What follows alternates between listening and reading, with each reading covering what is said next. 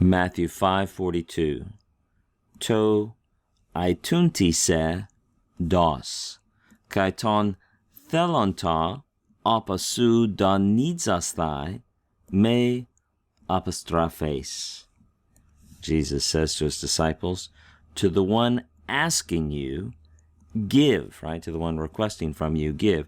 And to the one wishing, and that's a verb, just wanting, just waiting, just wishing to be completed with a complementary infinitive. There it is right there.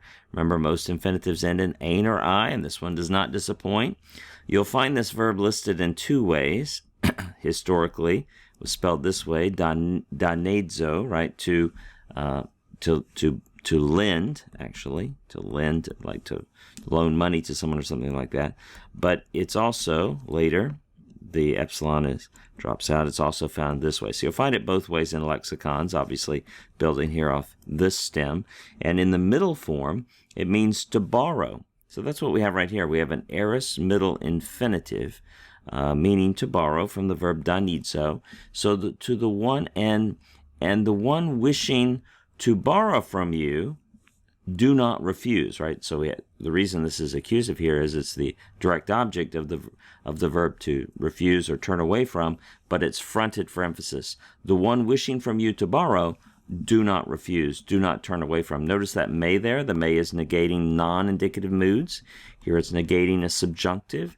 This is the form, a form of the verb apostrepho. Apostrepho is to turn. Here the idea of turn away from or refuse. You notice the spelling change in the stem. You notice this ace ending. What we have here, this form is an aorist passive subjunctive. It's a second person singular, but it's used as a prohibitory subjunctive. It's used like an imperative. It's a way you say don't do something in the aorist, is the may plus the aorist subjunctive, a prohibitory subjunctive. And we're going to call it a medial passive because it's conveying a middle idea rather than a passive idea. Do not turn away from, do not refuse the one wishing from you to borrow.